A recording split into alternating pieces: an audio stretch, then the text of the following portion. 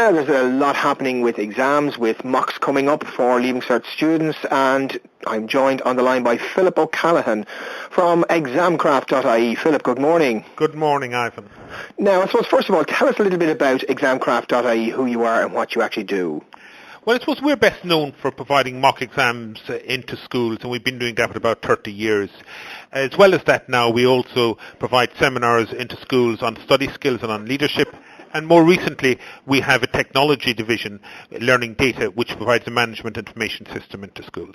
Okay, so most of your business then will come directly from the schools themselves rather than from the public, we'll call it. Indirectly from the public, but through the schools, is that right? That's 100% correct. We sell into schools exclusively. Okay, so now, mocks are coming up in probably generally around in 2 weeks' time, because I have a daughter who is blessed with that coming up, and then the actual Leaving Cert itself then coming up at the beginning of June. But in relation to, I suppose, she's going to a school. Now, the papers that she's going to sit down and take, could they be done by yourself, by your people? Oh, they could indeed. We would be one of 3 suppliers of mock exam papers in the country. So the mocks are all created by one of the 3 private companies that's operating in that space. Okay, I suppose mocks themselves, and there's 2 trains of thought. They're great because you see as a benchmark for the Leaving Cert, but then you have schools where exams might be marked harder because you need to give some students a good kick in the rear to say, look, you need to work harder. Or the opposite happens, they get great marks and they think, I'm on the pig's back here, no problem, I don't need to put in much study now between now and June. But what are your own thoughts actually on the practicalities of the mocks? Well, I suppose I see the mocks as being really essential in the preparation of young people for the state exams in June. And I think you can take it in any walk of life. You only achieve mastery when you practice. Yes. And in terms of the mocks, I suppose there are 2 elements to that particular practice. There's the experience of doing them. So when students sit the mock exam, they'll find out for themselves what it's like to sit a 3-hour exam, how they'll respond to pressure and stress. And they might not have done a 3-hour paper up until that, because they'll normally do an hour and a half paper maybe. Now in schools it's very unusual for students to sit a 3-hour exam at either Christmas or summer. Absolutely, so this is the first time that students will be sitting, we'll say, in state exam style conditions. So I would see that as absolutely essential in terms of preparing the students for that exam. And that particular, how people will respond to that in terms of the stress, the unexpected questions, and indeed the timing. Yes. It provides students with essential personal feedback into how they can modify their own performance to get on better. And then, of course, you have the other feedback as well, which is the professional feedback from the independent correctors. Yes. And that obviously, again, will feed back into the student in terms of what they should be doing between now and June. But I would say overall, I would see them as a very important tool in preparing students for those exams in June. Something I didn't realise until talking to yourself, but am I to take it then that most mocks and most mock papers are put together by an external company like Examcraft.ie, and then also evaluated and marked by an external company such as yourselves?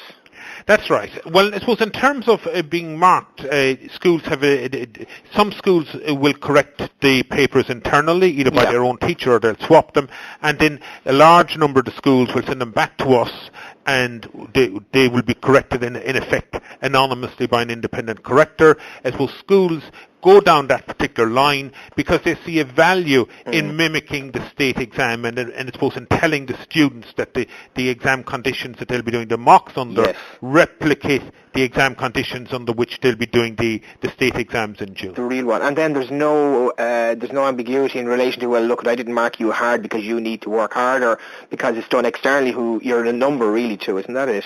That's absolutely true. That's absolutely true. And indeed, in relation to your earlier point of some papers are perception of them being marked hard or easy or whatever.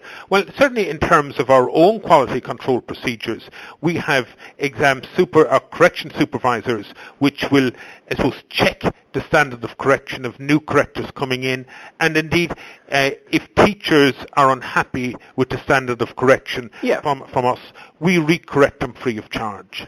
So we feel that we have good quality control standards in place to ensure that the mark that the student gets back is reflective of where they are at that point in the year. And I assume some of the people who are correcting papers may actually correct some of the leaving circuit. Someone has to correct them at the end of the day, so I presume some of your staff may be involved in that, are they? Oh, many of them would be, but certainly all our correctors are experienced classroom teachers who would have an intimate knowledge of both the exam and the correction system. Very good. Okay. I suppose in relation to the leaving cert, what are your own thoughts on this as an end of your first phase of education, as a mark or as a benchmark for going forward into third level?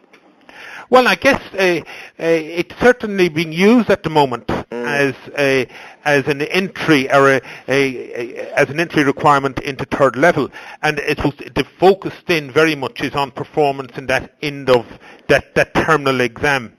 And I guess in fifth year and leaving cert, everything is about getting the points in those in that exam in order to get into college. But is that not at a detriment to other elements of human life, like communicating? You know, how you deal with people. It's all about people. A lot of it is about dealing with people, and I find a lot of the younger people they're not able to handle that. Well, I suppose there's no doubt about that the other elements that we consider to be important, the critical thinking, the collaboration, communication, etc., they're not tested or valued that much within that exam system. But we must remember, there is no crisis of performance in the Irish education system. We know that the PISA results from the OECD came out in December last, and it showed that Irish 15-year-olds are now fourth out of the 34 OECD countries in terms of reading. They're 13th in terms of maths, and they're 9th in terms of science. That's a fantastic result, I think, for a country that has been experiencing significant resource reductions within the education system. So I think we have to acknowledge what we have. We have an education system that's performing very, very well when we compare it with other countries across the OECD in terms of English, science and maths, and indeed the science has gone up significantly. But maybe, and I suppose, yes, more could be done. More could be done in terms of those kind of 21st century skills, in terms of the collaboration, the creativity, etc. And I guess that's what that's what's being attempted in the new junior cert in terms of in terms of the 100-hour programs, etc., giving more flexibility to the schools to respond to the needs of the individual students that are in front of them. I suppose we can make the assumption that they will try and attempt to change elements of the leaving cert over the next number of years. Is that the plan, do you think?